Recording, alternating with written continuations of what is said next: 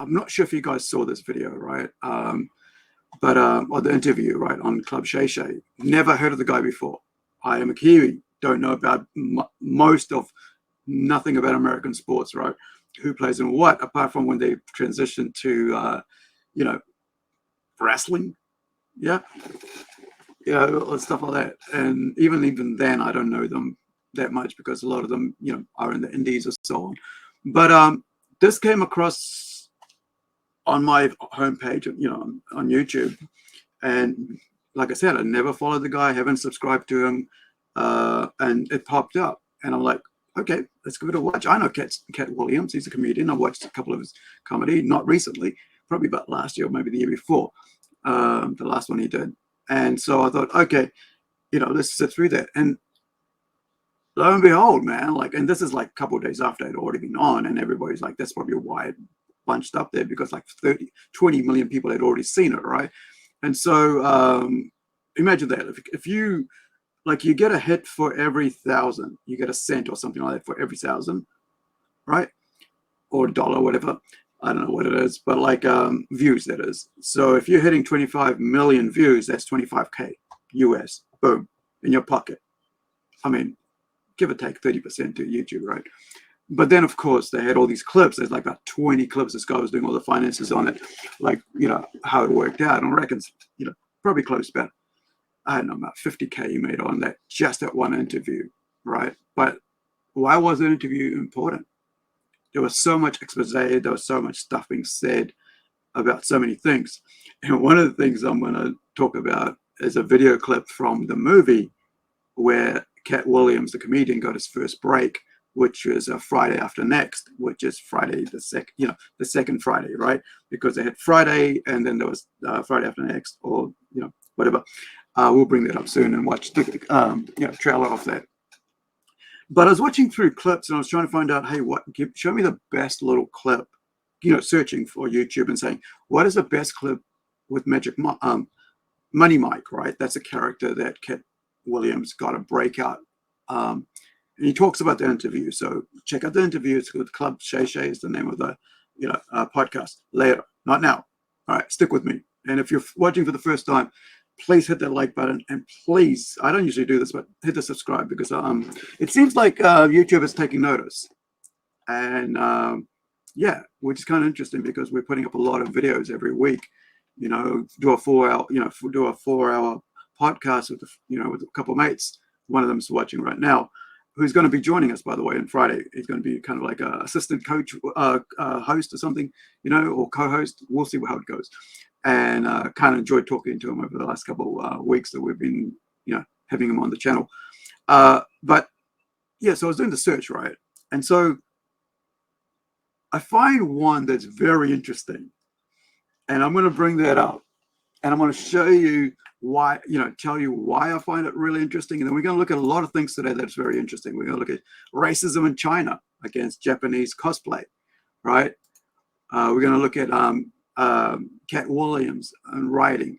What I think and I believe why this one thing stuck to me, because I'm a writer, right? I'm a creative person. Why this little portion about creating Money Mike, right? The pimp character, and which of course was written by Ice Cube, right? For the movie, right? Because Ice Cube wrote the movie. But how, like Johnny Depp, right, with the pirate character, right, Captain Sparrow, how he made it his own. So you can't imagine anybody ever being able to do that. And who he based that character on a real person, Keith Richards, if I remember right. So Keith Richards from the Rolling Stones, right?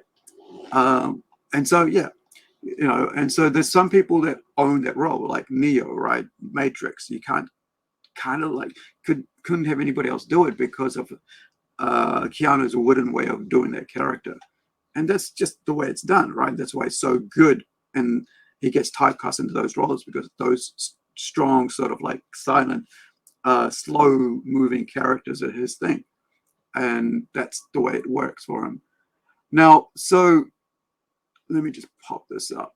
Someone's going to watch this, and I wanted to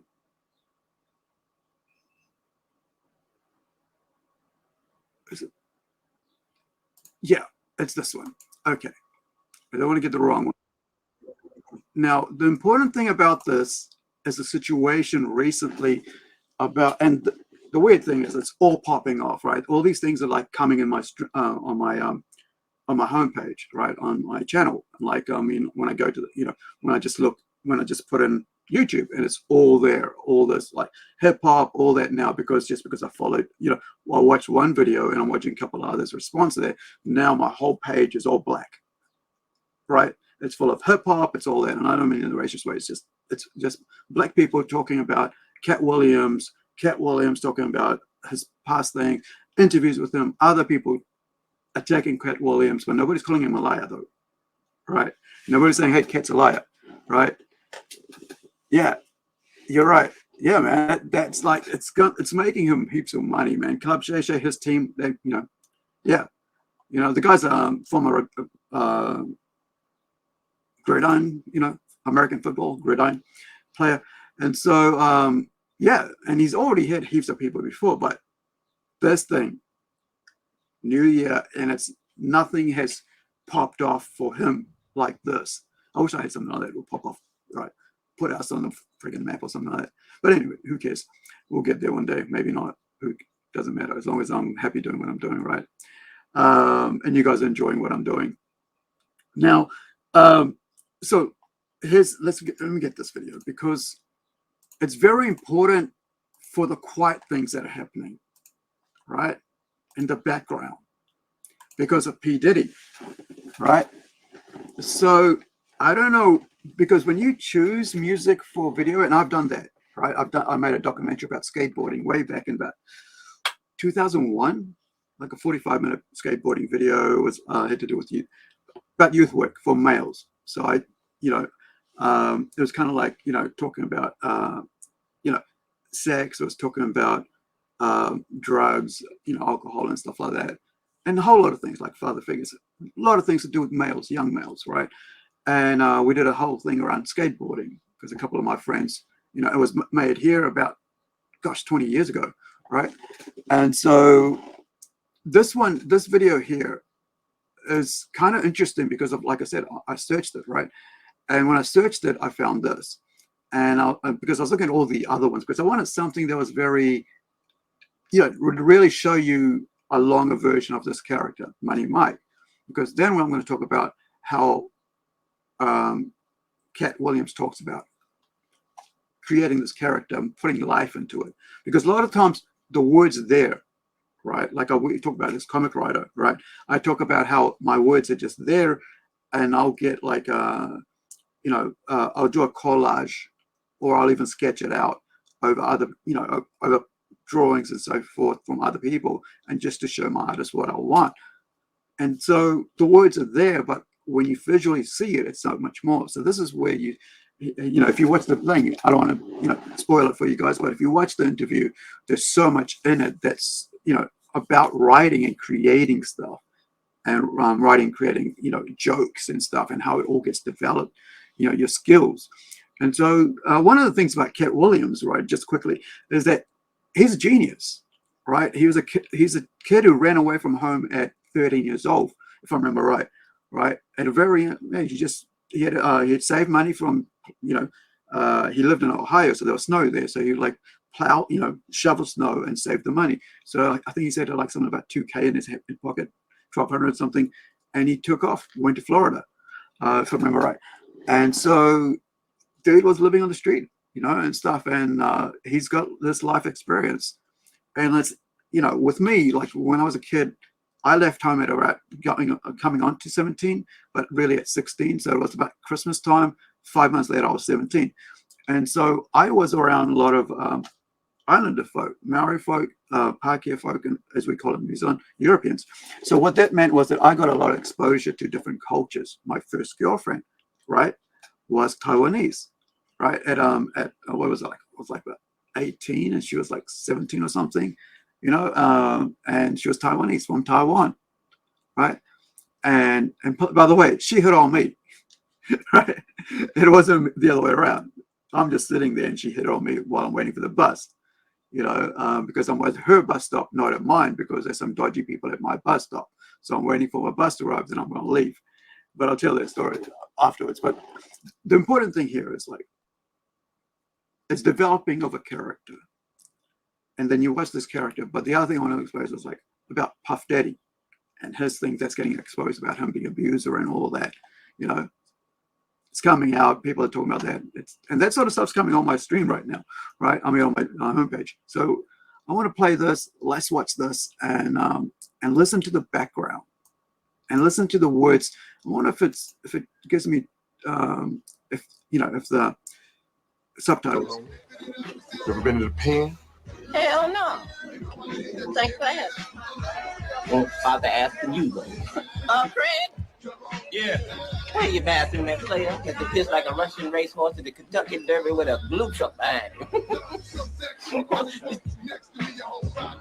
Yo, it's right here. Dr. P. Diddy, get it on. Don't piss on the seat. You hear that? He did it. Get it on. And watch what's about to happen.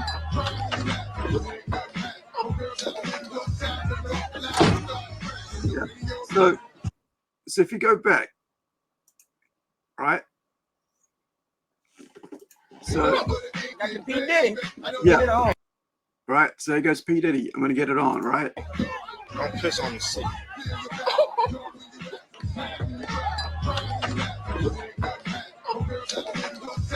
Crazy. What's up, OG? Triple OG? Let me look in your eye. Terry Crews. Remember that? Terry Crews? Ain't nothing like that. Look it up. Yeah, baby. Drink a little bit more water. Smell like ammonia in this bitch. Come on. There you go. One at a time, player. One at a time. Busy right now, working with a monster. You know what this is. New boo. Don't fight this shit. What shit? Just let it happen. Let it happen. What the hell you doing with the phone book, nigga? I ain't even in the phone book. What the? Nigga, you better, this ain't funny, nigga. I'll bitch slap your ass. Come on, I ain't playing. I'm just going to fast forward that part because I always don't. I kind of, so basically,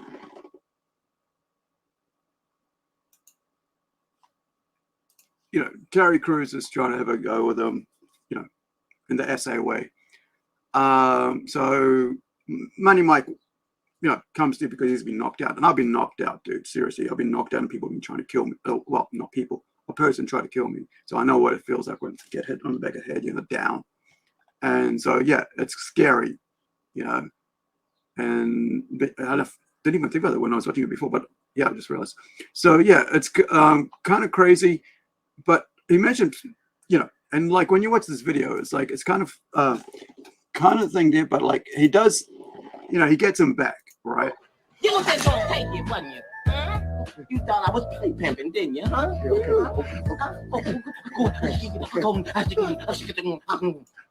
And one of the amazing things about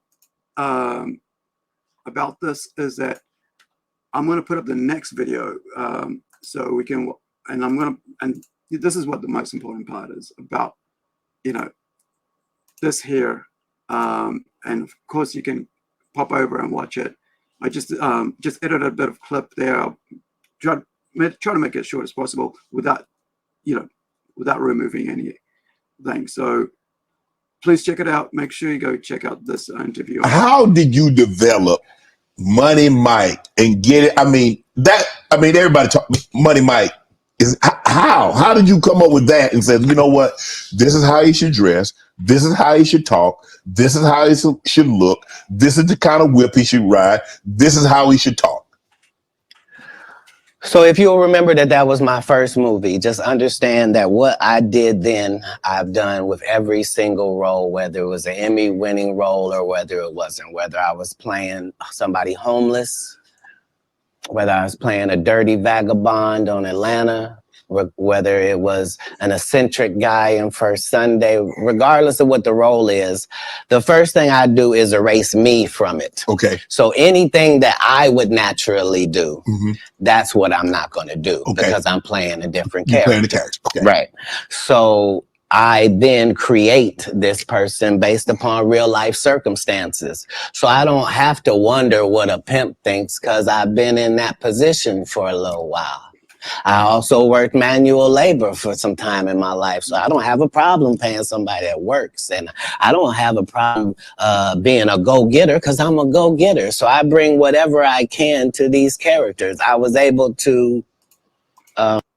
And that's the thing. Like I talk about how you know, modern comic writers, right, just come out of freaking university and they get jobs writing. There is no experience. There is no, you know, going to do some physical work or going to actually being around different people of, you know, ethnicities, whatever. Just people that are not the same as their little clique group. So so all these comic writers have just come out of that scene, just out of high school, university, whatever college they call it in America. You know, we call it uni here, or you know, or institute, right? Learning institute, whatever. And so without them actually experiencing life, being around people that are not like them, like I mean, like I was saying earlier, right? When I left school, straight away, I was in March of my 5th form year. My mom basically said, okay, you're going to drop out and you need to do a course, right? Because you're not doing really well at school. It's not for you, you know, it doesn't seem to be you.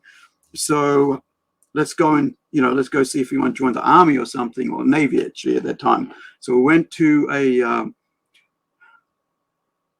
a kind of like careers thing at a high school in another town, Kaikoi, right? Which is like about an hour and a half away from home. Yeah, hour and 15, hour and a half away from Motua, right? Where we used to live back in the 80s, right? And so then, yeah, they had the, you know, careers day. So they had all these people and they were the Navy people. And of course I'm skinny, so there's no way I would have to go away and, you know, and actually I did. I went away and started doing lots of weights, but that didn't matter because by that time I had gotten into my first year of my first bar of chef school. So not only was I now away from school, I was now amongst adults and maybe one or two people my age who are also high school dropouts, right? And so I was around people of different culture, right? A person that I actually gelled with was a Maori lady, right? She was like 40 years old, and me and her, we gelled. And there was another lady who was, I think it was Chinese, and we gelled, like, because I tend to, you know, it's just something because I'm very talkative. So, you know, I found it very, you know, this is me, 15-year-old me, basically, you know, hanging out with like 4-year-old ladies, right? And it was cool because the Chinese lady was actually the owner of a Chinese restaurant, right? And she just wanted to come and learn more, you know, hang out and actually be around people her age group, but also learn. And that was her thing, right? She got out of her comfort zone from being behind the kitchen and learning, getting experience around other people. And I think that's something that is grossly missing in these writers now in modern comics. That's why I see such terrible, terrible, terrible writing that doesn't make sense. And I want to play a video, kind of a reaction video to the Tim Sheridan, Alan Scott video that somebody else has done, and we'll have a watch of that later. So yeah, and so like I said, I'm 15 years old, haven't even got to 16 yet, and I'm doing, you know, I'm at chef school and I'm around adults, right? So I'm being taught by a professional, you know, chef, right, who has had his own restaurant, right? And I'm trying to stay in my comfort zone all the time because I'm like, I'll do soup because I'm good at soup. And they're like, no, you shouldn't be doing soup. Let's go do meat now, because I was really good at soup, you know, because you do 3-course meals, right?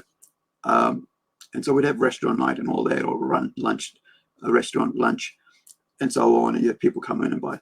But that allowed me to be, and there were people where I was, there was nobody from my hometown, right? I think the other person that was there was from another town past my town. So I was the only person from my town there, which meant I was totally out of the comfort zone. But here I am. And then about a year and a half later, I'm in another town at 16 years old, going on 17, working and being around adults. And then you know, for 3 years I was in a factory where I was just around people my age, but the bosses were adults, right? So, and this is, yeah, and so when you have people, this is why this, I think, you know, I think most people might have missed this, but I think people who look at this and they go, oh, it's about Money Mike, right? And so it's not, you know, it's just a passing thing. But what he's saying here is so freaking important, right? Getter. So I bring whatever I can to these characters. I was able to, the first week that I got the script, there was a pimp guy that wasn't, whether I was playing somebody's single role, whether it was an Emmy winning. So this is the most important thing here. So if you'll remember that was my first movie, just understand that what I did then, I've done with every single role, whether it was an Emmy winning role or whether it wasn't, whether I was playing somebody homeless, whether I was playing a dirty vagabond on Atlanta, whether it was an eccentric guy in First Sunday, regardless of what the role is, the first thing I do is erase me from it. Okay. So anything that I would naturally do, that's what I'm not going to do because I'm playing a different character. Playing the character. Okay. Right. So I then create this person based upon real life circumstances. So I don't have to wonder what a pimp thinks because I've been in that position for a little while. I also worked manual labor for some time in my life, so I don't have a problem paying somebody that works, and I don't have a problem being a go-getter because I'm a go-getter. So I bring whatever I can to these characters. I was able to, the first week that I got the script, there was a pimp guy that used to be a pimp, but he wasn't anymore. He was a rapper now, and his name was Mac Minister. And he had been a pimp and was going to be a rapper. And I had never done a movie before. I was a stand-up and I'm getting ready to do the movie. And so I was able to craft what a real pimp was like, what was too much. I didn't want to be stereotypical. Right. I did the research. I saw how many times people played pimps and they were always...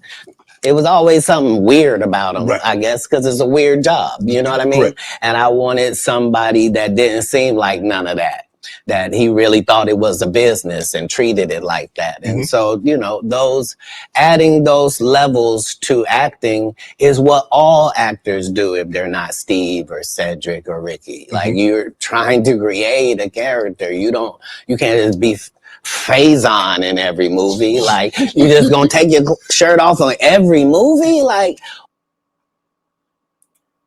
right. So that's that. And like, yeah, and you're right, Rex. That's, you know, that's basically what it was. It's like, for me, it was like, erase yourself from the character. And like, I'm constantly writing, right? I'm like, seriously, like the other night, like I think I was on it was for Niobe, right? A friend, good friend of, you know, you could say like channel, but like really we become quite good friends just by chatting to each other and about comics and stuff, and being on his stream and he's being on my stream, and it's just the openness that we have, and you know, and I forgot what I was saying, and oh yeah, actually I did, I just completely forgot. Apologies.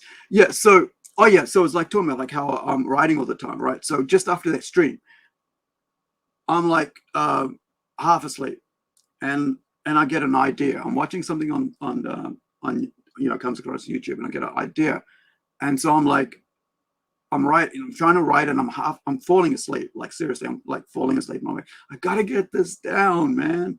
You know, I gotta get the title down. It's called The Black. And there's a reason why it's called The Black. It's got to do with the story and everything. It's got nothing about people, right? Well, nothing about race or anything like that. But that was the thing that I could think of, like The Black. And so, you know, it's a futuristic story. It's going to be part of, maybe part of Robot Nation, maybe not, I don't know. But I just got it down, and I was like trying to stay awake. But because like I'm writing all the time, I can't put myself in every character. And there's no reason for me to put myself character, because I don't want to, you guys don't want to read character about me, right? If you want to know me, you just come on here and watch this, or talk to me in person or whatever, or chat online, whatever, But so when I'm writing it, it can't be about me. It's got to be about that actor, that character that I'm writing on that paper, right? So if it's a young girl, then it's going to be about the way the young girl behaves. And if it's about a young boy, it'll be about the way the young boy. If it's a mom, if it's dad, if it's a dude, if it's assassin, it's all this stuff. It's that person. And the thing is, usually I give them names of people that I know, right? But I never give them traits of people I know, because that's just silly. But that's for me. And that's the way I work, right? And other people work differently. But for me, and then I look at it and I go, dude, why are you writing this? Like, you've already got friggin' 5-6 scripts already ready for this friggin' series. But I'm like, I just gotta, and I'm thinking, you just gotta get it out. At least it's there. Maybe I won't work on it. Maybe I won't finish it, but it's there. And I need to write down as quickly as I can before I fall asleep, because sometimes I fall asleep while I'm writing, and I've woken up where I've like scared that I've deleted everything because I've suddenly fallen asleep, because it's just wear and tear on my brain. You're like up and next thing you're down. And so hearing that really blew my mind. Like, you got to raise your, and a lot of times people, writers, and you can see them. You can see the words on the paper in these comic books, which is why I walked away from modern comics. I haven't read a modern comic in probably a year, right, from the mainstream. I mean, like Marvel and DC. The only ones I've read from indie creators right now, right? And I find them interesting because they're different. Like, they're actually theirs. They're not writing somebody else's character. It's their thing. They came up with it. So when you read it, like stuff like, who did I read it from? I'll read a story from, some Demon Hunter, right? So there's recently, I interviewed Lucifer Storm, right? He's about to pop out another comic soon. And, it's about some real life serial killer who becomes goes to hell, comes back as a demon hunter, right? Very good book, by the way. I've got to finish it. I've read the first 2 issues. So yeah, check out Lucifer Storm. Like, do a search. Search him out on, if you're into serial killer type crime drama, supernatural stuff, check him out. And the other one I've read, of course, is our good friend over in Aussie, Karen.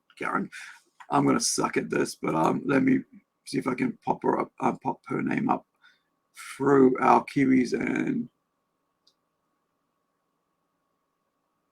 issue 2, issue 1. Gosh, there was that one. Yep. If you search out Kiwis and comic books, you'll find the interview with her. Like, basically, on Friday nights we promo for Friday night, right? On Friday nights here in New Zealand at 7:30, right, which is right about, give or take, about 10 o'clock in the US, right, in the Northern Hemisphere, depending. Some places it might be like morning. Like, I think in UK it's like in the morning, or Spain it's in the morning, same time. We do like a panel type guest appearance, like a show, like a TV show where you, like a talk show type setting.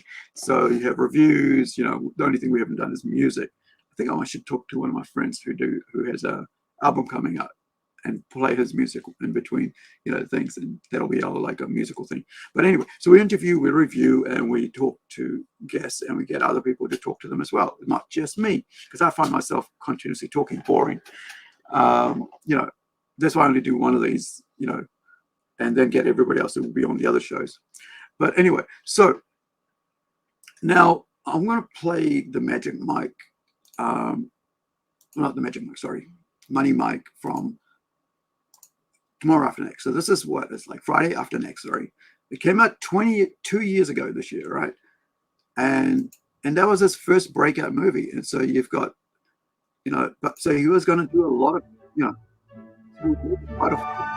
'Twas the night before Christmas, and all through the house, a creature was stirring, and it wasn't a mouse. What the hell you doing in my house? I'm Santa Claus. Where the milk and cookies?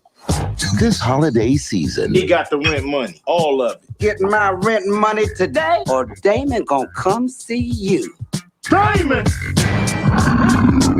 Craig and Day Day are getting something they never expected. Jobs. Daddy, how I look? Dun, dun, dun, dun. Like a damn snitch? Yeah, boy. If there's any problems, you just blow. Toot, toot. And this is your booth. Keep it real, huh? We top flight security of the world, Craig. Ah! We ain't no damn top flight security of the world. Damn! We Craig and Day Day. I hope don't nothing happen all day. I'm not having it. Everybody's a suspect today. And heaven and nature sing.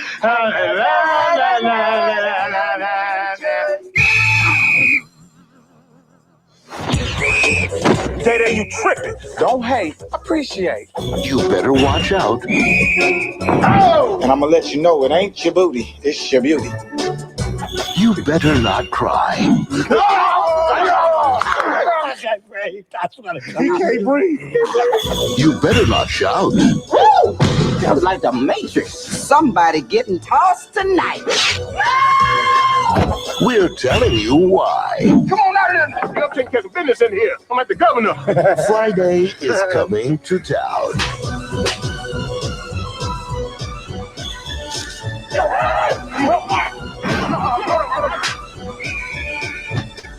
We just got jacked by Santa Claus. But you're the security guard, buddy. Friday after next. So good, make you want to slap your mama. Yeah, boy. Hey, mama. What do you want, Willie? Oh, that's funny. Y'all know what time it is. Let's get this started. Breathe. Pop out of there. You want to make it? There we go. So, yeah, written by DJ Pooh and Ice Cube, you know, and like, I remember seeing it. Like, I mean, seriously, I've seen so many movies, I forget what I've watched. And this was really fun. Friday was cool, and I think I've seen the next one as well. So, you know, and it was a huge hit, right? Because it's just so well done, and it's just, you know, and the thing is that his character really popped, right? So you got a $10 million movie, you know, and you're talking about, like, back then you're talking about videos, right? And a lot of people, and DVDs, not talking about streaming, right? So, you know, it made its money back just in Canada, right? By showing in US and Canada, so anything else was surplus. But you think about like home videos, DVDs, and so on. 20 years ago, was it still VHS? Yeah, I think we're still doing VHS. I think it was like, I think it was just coming into DVDs then. You know, and like, so also known as Friday 3. That's why I get confused. It's like there was another one before that, next Friday, and then Friday after next, right? So that was the deal. So yeah, so, you know, as you saw, like, you know, working security guards, Craig and Day Day, run into the thief who stole their Christmas presents, right?